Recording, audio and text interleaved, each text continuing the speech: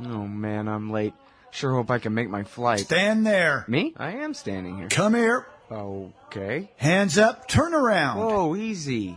Into the scanner. Ooh, what's this in your pants? Hey, slow down. It's just my... Hold it right there. Your wallet has tripped the metal detector. What's this? The Bill of Rights? That's right. It's just a harmless stainless steel business card-sized copy of the Bill of Rights from SecurityEdition.com. There for exposing the TSA as a bunch of liberty-destroying goons who've never protected anyone from anything. Sir, now give me back my wallet and get out of my way. Got a plane to catch. Have a nice day. Play a leading role in the security theater with the Bill of Rights Security Edition from SecurityEdition.com. It's the size of a business card, so it fits right in your wallet, and it's guaranteed to trip the metal detectors wherever the police state goes. That's SecurityEdition.com. And don't forget their great Fourth Amendment socks. Hey, guys, I got his laptop. All right, y'all, welcome back to the show. I'm Scott Horton. ScottHorton.org is my website. Keep all my interview archives there, more than 2,900 of them going back to 2003. You can also follow me on Facebook, Twitter, and YouTube at /Scott Horton Show. Next up is the great Eric Margolis. EricMargolis.com is his website. Spell it like Margolis. EricMargolis.com. That's how most people mispronounce it. Anyway, welcome back to the show. Eric, how are you doing? I'm fine, thank you. Ready to roll. Good deal. You are the author of War at the Top of the World and American Raj, Liberation or Domination, and people can buy those books at Amazon or whatever website or whatever brick-and-mortar store in their town. Isn't that correct? That is correct. They're getting harder to find now, but they're certainly available online and they're available from my website, which, as you very generously noted, is ericmargolis.com. All right. Very good.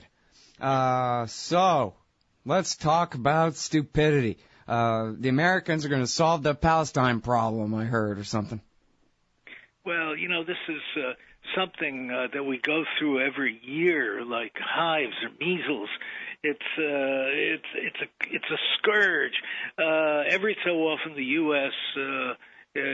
Launches a new Mideast peace initiative, as it's hailed by the U.S. press, and goes through all the motions of trying to bring the warring parties together, acting as a honest broker in the Middle East. In fact, in my last column, I wrote about this, and I call it Mideast kabuki, after the ritualized Japanese dancing drama, because it's utterly meaningless.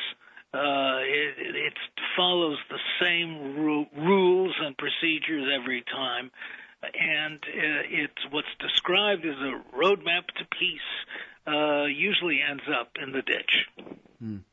Well, I actually kind of don't get it. I mean, this is Charlie Brown in the football, but nobody is actually as dumb as Charlie Brown and keeps falling for the same thing over and over like that, right?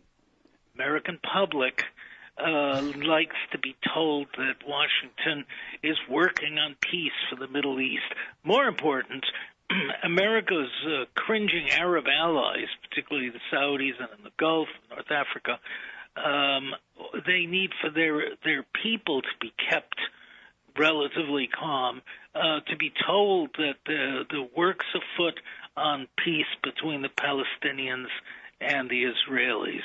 It's all a hokum, and everybody in the Middle East knows that this is a charade.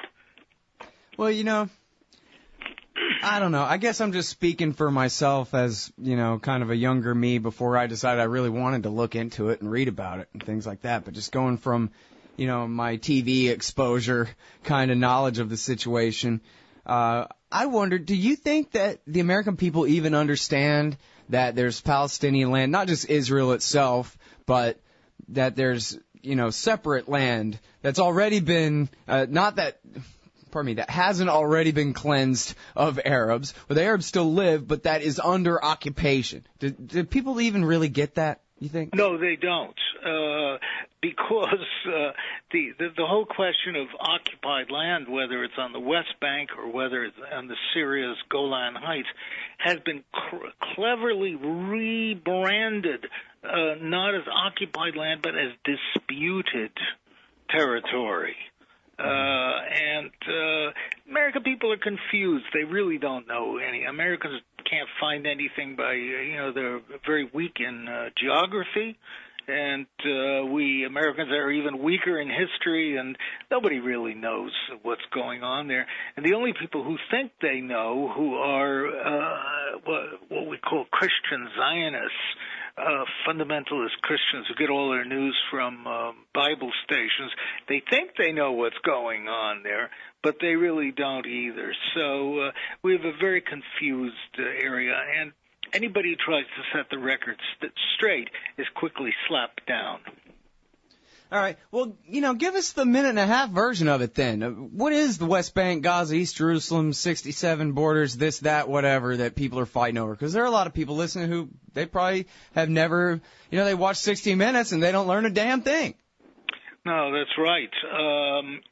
The issue is this, that when Israel was created by UN vote in 1948, most of the British-ruled mandate state of Palestine was, or a big, at least half was given over to a Jewish state. As a result of the fighting in the First Arab-Israeli War, the Jewish state expanded its control to almost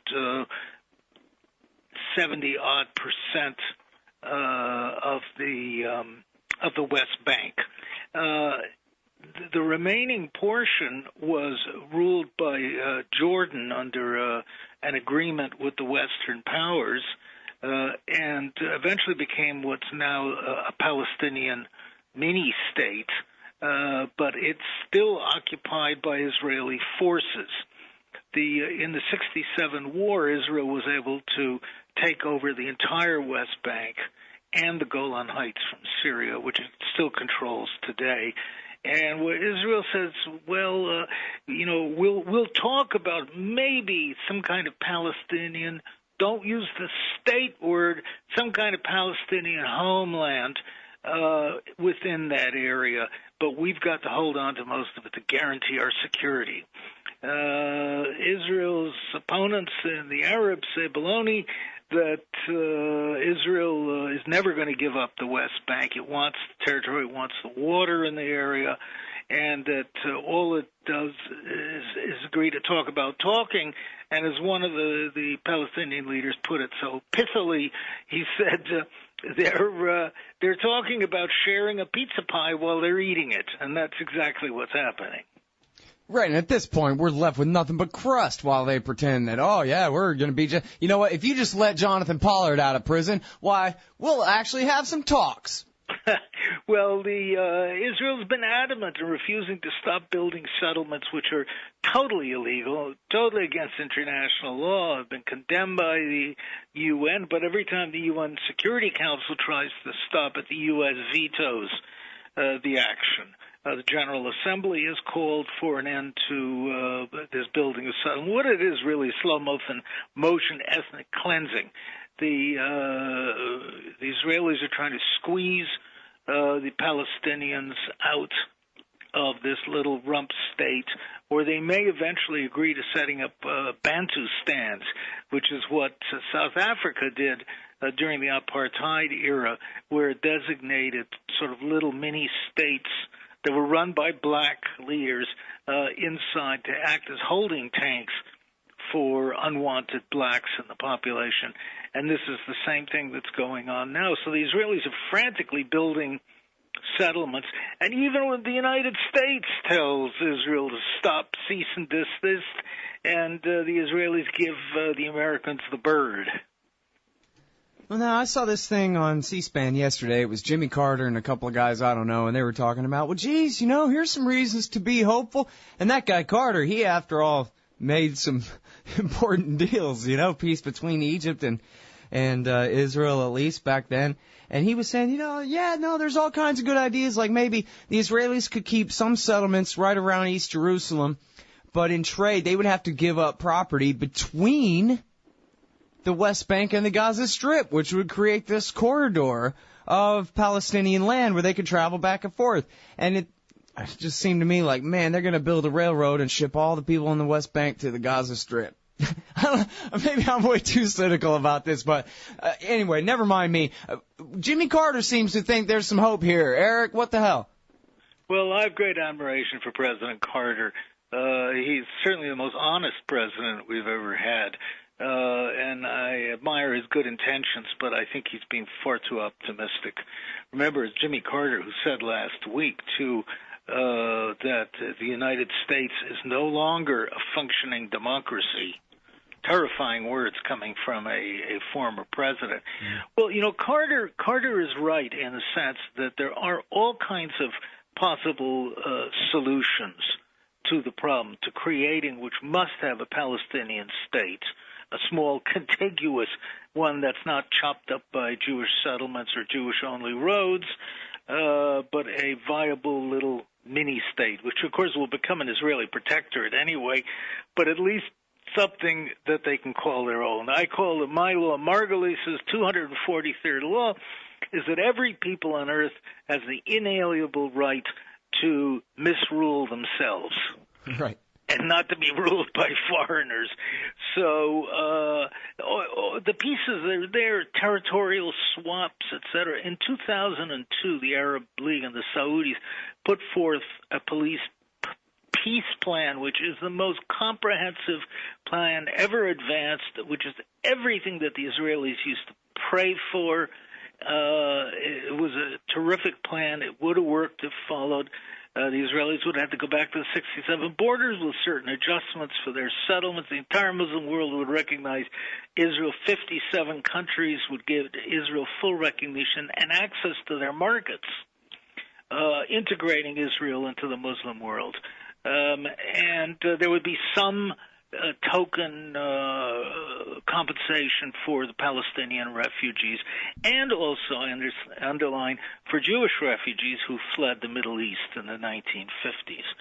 So it was a good plan, but the Israelis just rejected it out of hand. And that is the settlement plan that will eventually come into being if the Israelis ever agree to a peace settlement Palestinian state, but they show no sign of doing so. Yeah. Well, which brings us back to where we started, which is why even bother with this kabuki thing in the whole first place? I think if I remember the anecdote right anyway, after September 11th, when Bush had a 90% approval rating and more political capital for his greatest failure ever, of course, greatest failure of any president ever. But anyway, he had more political capital than any president ever since, Truman finished up World War II or something. And Colin Powell said to him, man, now's our chance. We can do this Israel-Palestine thing, and it'll really help us. Let's do it.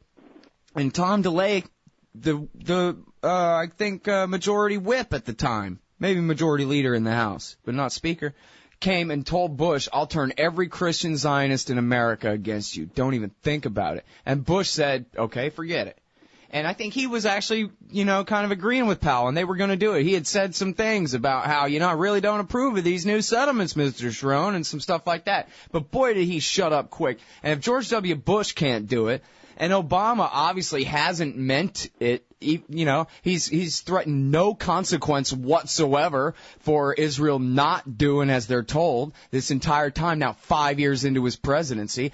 What's the point? I mean, couldn't he make healthcare even worse or something instead? Why is he even doing this?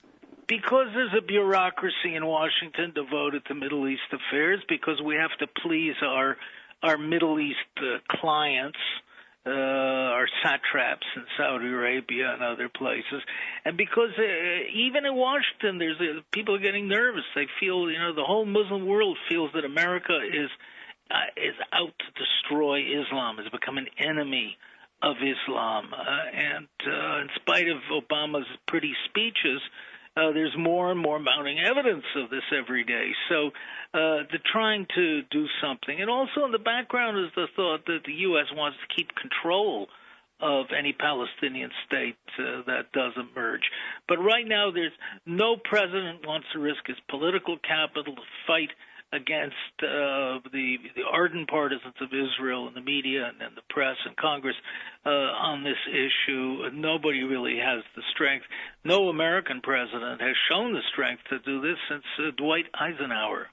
So it's not really trying to please any domestic constituency. It's just trying to relieve a little bit of the pressure from the Arab allies of the empire. That's right. There is no domestic constituency for creating a Palestinian state or justice for the Palestinians. Well, there's a small one among some liberal Democrats, but by and large, no. And the media is very anti-Palestinian, and so there's no real support for any kind of Palestinian, certainly not in Congress. Yeah. All right. Now, so I'm sure you're aware of this, as reported by Max Blumenthal at Mondo Weiss the other day. General Mattis, the former commander of CENTCOM, that's Petraeus' old job, Zinni's old job there, commander of everything between the Mediterranean and India, right, or even China. He says if Kerry fails, Secretary of State John Kerry fails, Israel will be an apartheid state. And that didn't work out too well the last time. And he also says that he paid a military security price. Eric, I think that is the nicest way of saying America's Israel policy got my soldiers killed. This general said, and I believe he was even given an opportunity to back down and refused to. Well, sometimes we show brave officers who are not just desk generals. Look at General Dempsey, the chief of staff, where McCain is threatening him he won't get another term as in the Joint Chiefs because he's warning about the dangers of U.S. military intervention in Syria. I mean, that is really shameful. Yeah, but I mean, and it's really something, though, for him. I guess Petraeus was still on the job when he accidentally said that America's Israel policy and Israel's Palestine policy is really bad for America's security interests in the region. He had to back down and crawl on his belly before Max Boot, of all people. But Mattis is retired now, so I guess he's, feeling a little bit ornery. But that's pretty much the consensus among the military professionals who kind of, by inculcation, even as powerful as they are, really don't care about any other country but ours. Well, yeah, but politics uber alles in the States, and America's Middle Eastern policy since the 50s has been contradictory and damaging to itself.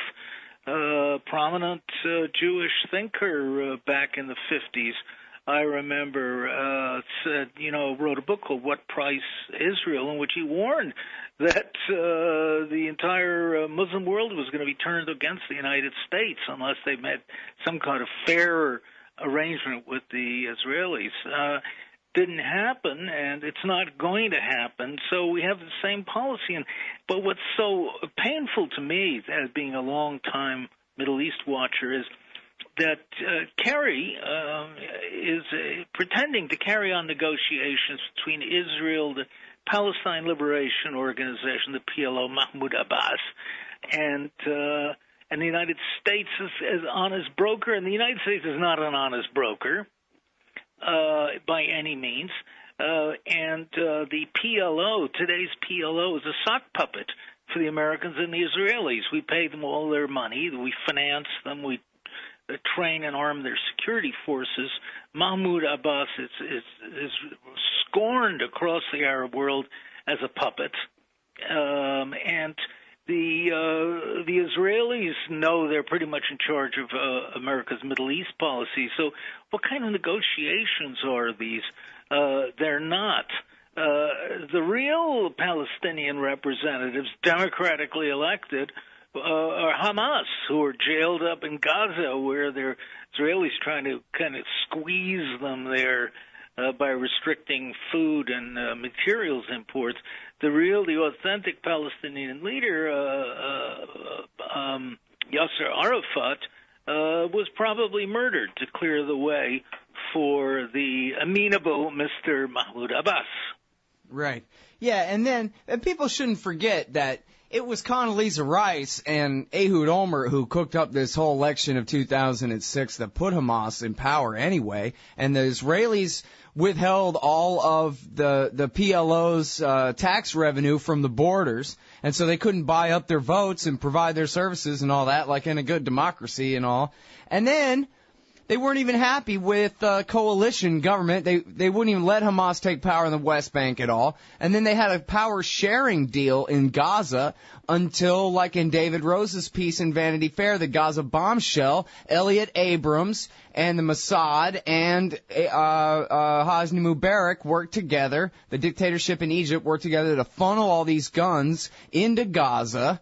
That's why the siege is there, to keep guns out, right? No, they funneled guns in so that the Fatah side could beat Hamas with them, and of course Hamas won and got the guns, and after that didn't have to be in a coalition at all, and now they've been in control of the Gaza Strip completely since then. Well, other than the fact that Israel controls it entirely from the outside, but.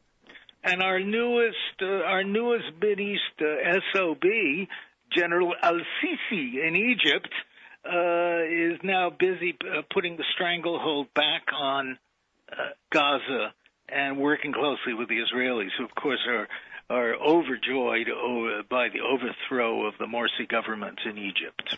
I had missed that, and my understanding was that the Muslim Brotherhood had barely lifted the restrictions at all. There was, I guess, some trade and some like medical travel, but that was pretty much all they were ever getting, even under the Brotherhood government, right?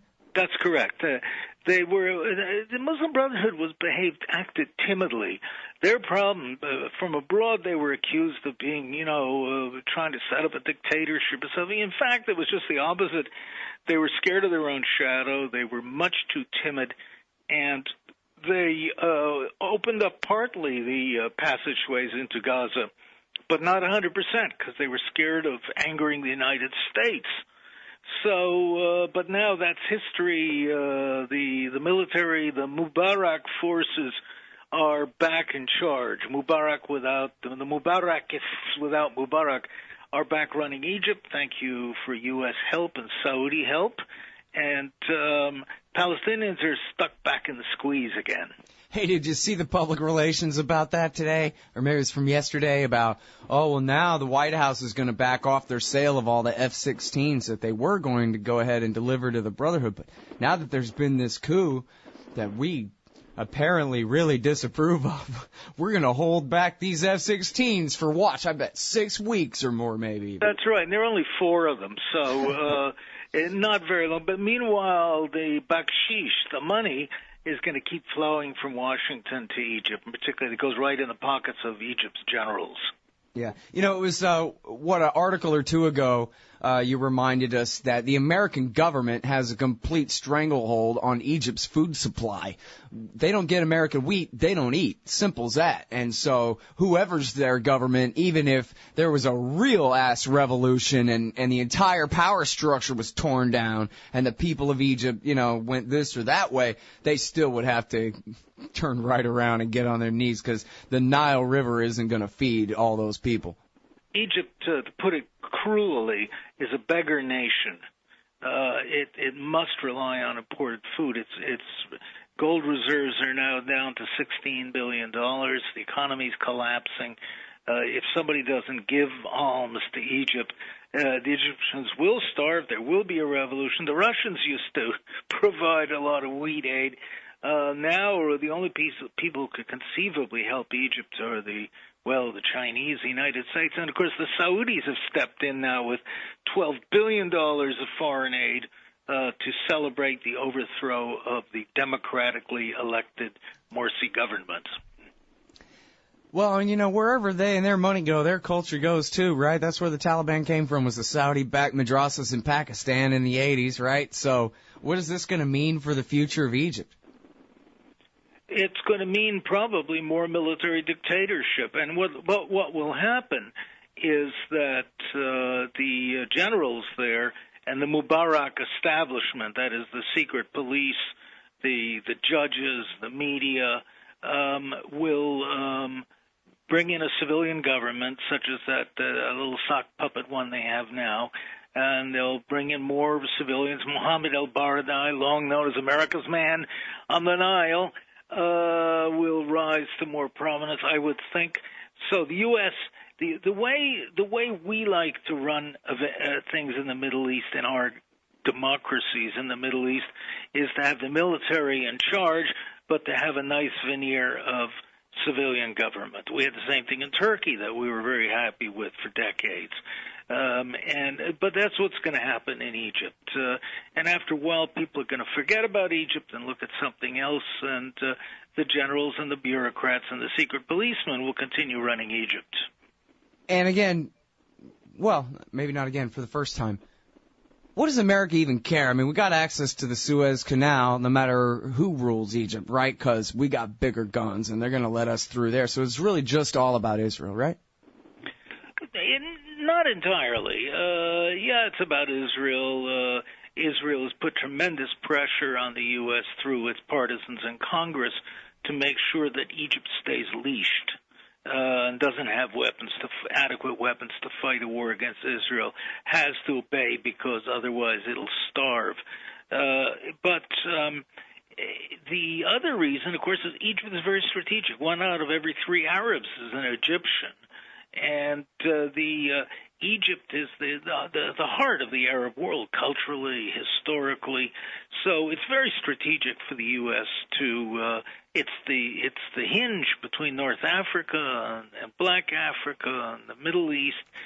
Egypt has a big army that can not any good at defending Egypt from foreign attackers, but it can be used to crush rebellions in other parts of the Arab world. So Egypt is the linchpin to America's domination of the Arab world. And that was the point of what I wrote about in my book, American Raj, How America Rules the Middle East. Yeah, there you go. You know, I actually have that buried in a pile of 2 reads, and I'm so ashamed that I haven't read that book yet. I swear I'm going to get to it, Eric. Good. I hope you enjoy. Well, the situation keeps changing, so read it soon. Otherwise, who knows what's going to happen next. But I'll keep in mind the context, but yeah. Okay. I'm the worst, man. You believe that, everybody? I haven't read American Raj. I'm shocked. Taken care of. All right, listen, I really appreciate your time on the show as always, Eric. I'm going to read that thing, but for the next time we talk, you watch. Always a pleasure. You'll be quizzed. Okay, good, yeah. Bye. Go back and check that table of contents. Remind yourself what you wrote there. All right, everybody, that's Eric Margolis. I'm Scott Horton. Thanks very much for tuning in and tolerating my mess here today. I appreciate it. We'll be back here tomorrow. ScottHorton.org/listen and NoAgendaStream.com. We're still on No Agenda. Just been having some snafus this week. It's fine. Hey, all, Scott Horton here for the Council for the National Interest at councilforthenationalinterest.org. Aren't you sick of the neocons and the Israel lobby pretending as though they've earned some kind of monopoly on foreign policy wisdom in Washington, D.C.? These peanut clowns who've never been right about anything? Well, the Council for the National Interest is pushing back, putting America first, and telling the lobby to go take a hike. The empire's bad enough without the neocons making it all about the interests of a foreign state. Help CNI promote peace. Visit their site at councilforthenationalinterest.org and click Donate under About Us at the top of the page. That's councilforthenationalinterest.org. Hey y'all, Scott Horton here for WallStreetWindow.com. Mike Swanson is a successful former hedge fund manager whose site is unique on the web. Subscribers are allowed a window into Mike's very real main account and receive announcements and explanations for all his market moves. The Federal Reserve has been inflating the money supply to finance the bank bailouts and terror war overseas. So Mike's betting on commodities, mining stocks, European markets, and other hedges against our depreciating dollar. Play along on paper or with real money, and then be your own judge of Mike's investment strategies. See what happens at WallStreetWindow.com. Hey, y'all, Scott here. I think you ought to consider subscribing to The Future of Freedom, the journal of the Future Freedom Foundation, in print or online. The Future of Freedom features the best writers in the libertarian movement, the fearless Jacob Hornberger, individualist anarchist Sheldon Richman, and crusading journalist Jim Bovard, along with Anthony Gregory, Wendy McElroy, Tim Kelly, Richard Ebling, and many more. And the July issue features one by your favorite radio host on America's Middle East policy, entitled Stupidity or the Plan. So head on over to fff.org/subscribe and sign up for The Future of Freedom in print or online. That's fff.org/subscribe. And tell them Scott sent you. Hey, all, Scott Horton here to tell you about this great new project, Listen and Think Audio at listenandthink.com. They've got 2 new audiobooks read by the deepest voice in libertarianism, the great historian Jeff Riggenbach. Our Last Hope, Rediscovering the Lost Path to Liberty by Michael Maharrey of the 10th Amendment Center is available now. And Beyond Democracy, co-authored by Frank Karsten of the Mises Institute Netherlands and journalist Carl Beckman, will be released this month. And they're only just getting started. So check out listenandthink.com. You may be able to get your first audiobook absolutely free. That's Listen and Think Audio at listenandthink.com. Hey, all, Scott here, hawking stickers for the back of your truck. They've got some great ones at libertystickers.com. Get your son killed, Jeb Bush 2016, FDR, no longer the worst president in American history, the National Security Agency, blackmailing your congressman since 1952, and USA, sometimes we back Al-Qaeda, sometimes we don't. And there's over 1,000 other great ones on the wars, police, state, elections, the Federal Reserve, and more at libertystickers.com. They'll take care of all your custom printing for your band or your business at thebumpersticker.com. libertystickers.com. Everyone else's stickers suck.